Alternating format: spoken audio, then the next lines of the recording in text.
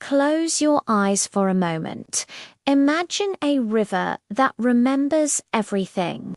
It remembers empires rising and falling like tides, ideas crossing vast deserts and seas, and languages folding into each other like leaves on a forest floor.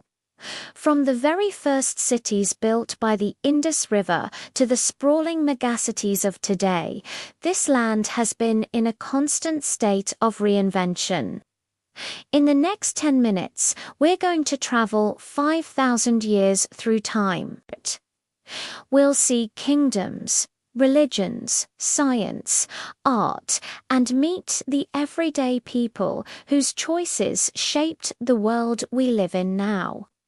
This is the entire history of India, condensed, vivid, and told so you can feel the incredible sweep of centuries in a single sitting. The story of India doesn't begin with a single big event, but with 1,000 small ones. Settlements popping up by rivers, the invention of farming, and the slow, steady growth of trade. The phrase "history of India" holds so many threads: ancient cities, epic poems, powerful kings, and brilliant scholars, but at its heart, it's a story about people. People building lives, sharing ideas, and creating civilizations that would influence the entire globe. Our journey begins on the floodplains of the Indus River. Around 3300 BCE here, two of the world's earliest planned cities rose from the earth, Harappa and Mohenjo-daro.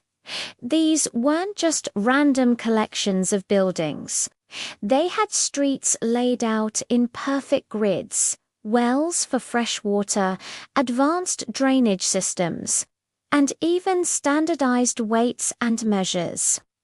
This shows us a society that was incredibly practical and organized.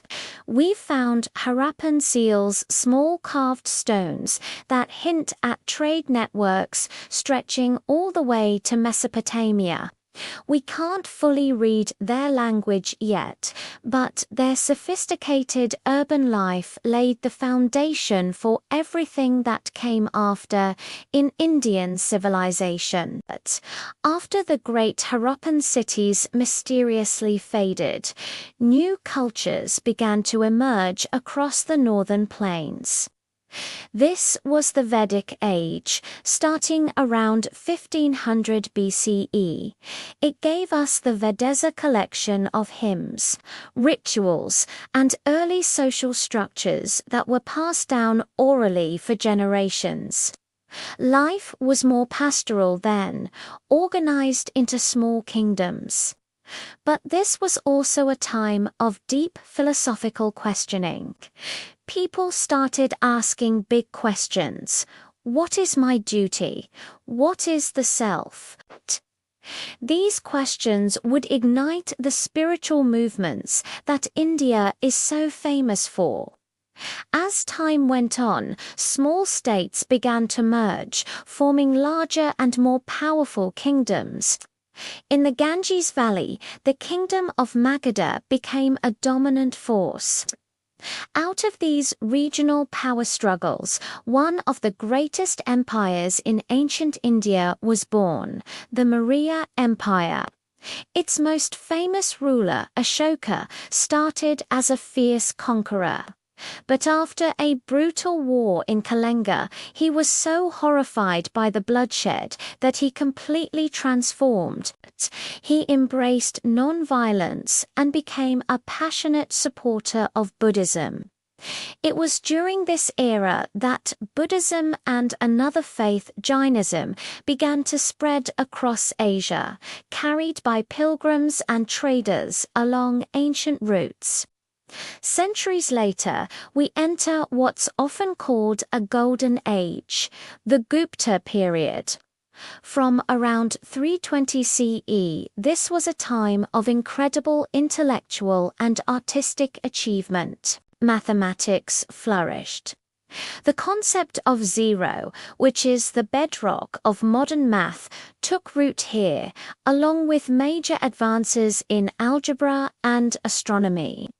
Sanskrit literature reached new heights with beautiful plays, poetry and scientific texts being created in royal courts and monasteries, and artisans carved breathtaking temples from solid rock, linking devotion and craftsmanship in a way that still inspires awe today. But the story of Indian civilization isn't just about large, centralized empires, but from the Deccan Plateau in the south to the eastern coasts, powerful regional kingdoms like the Cholas, Pallavas, and Palas built their own rich and unique cultures. India's long coastline became a hub of global trade, connecting its ports to Southeast Asia, the Middle East, and even East Africa. And it wasn't just goods that moved along these highways of the sea and land. It was ideas, religions, art styles, and new technologies traveled with the merchants, creating a vibrant tapestry of local traditions woven into a much wider global network. Starting around the 8th century, the spiritual landscape began to transform again. Devotional bhakti traditions, which emphasized a personal connection to a deity, gained immense popularity. Sufism, a mystical form of Islam, also found a welcoming home here. And from the northwest, Central Asian powers brought Islamic rule to parts of the subcontinent. This created new political structures and a stunning new architectural language. Mosques with soaring minarets, serene gardens, and efficient administrative systems began to blend local and foreign elements into something entirely new.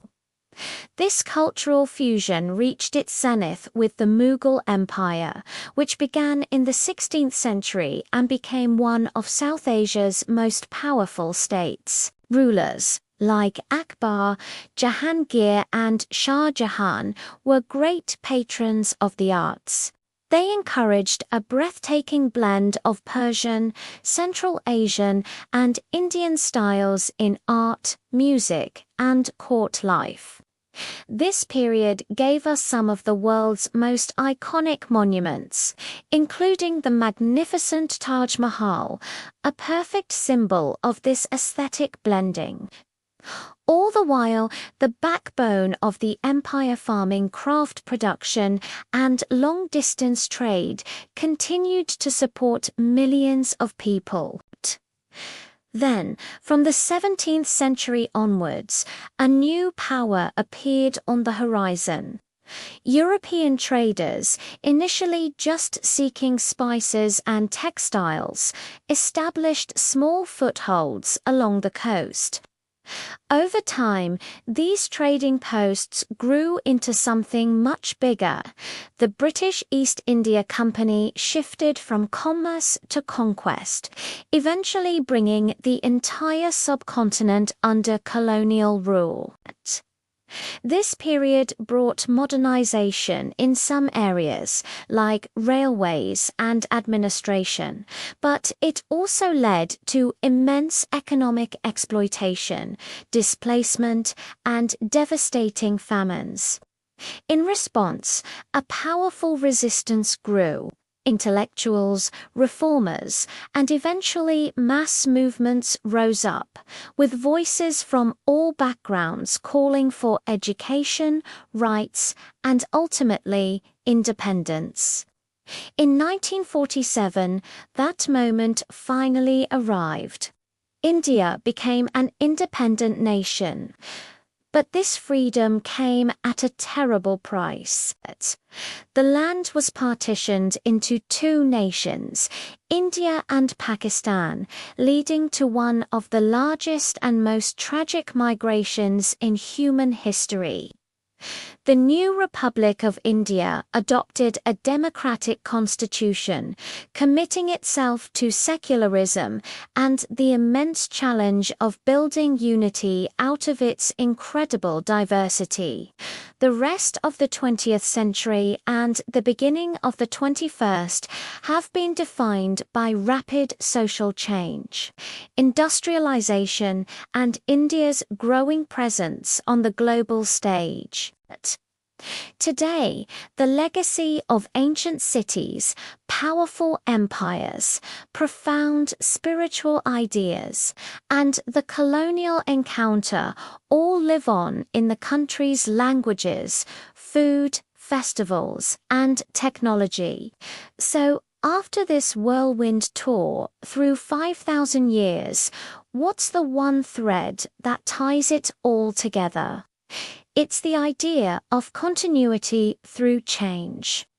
Rivers carve new paths through the soil, cities rise and fall, beliefs evolve, but the creative spirit of the people endures. The history of India isn't a single straight line. It's more like a braided river with many currents flowing together to shape a shared landscape. Whether you're looking at an ancient seal, reading medieval poetry, or walking through a bustling modern street market, you'll find echoes of the past constantly mixing with the vibrant experiments of the present. If you enjoyed this condensed journey through time, please like the video and subscribe for more deep, cinematic histories. Your support helps us make more documentaries like this. Thank you so much for watching.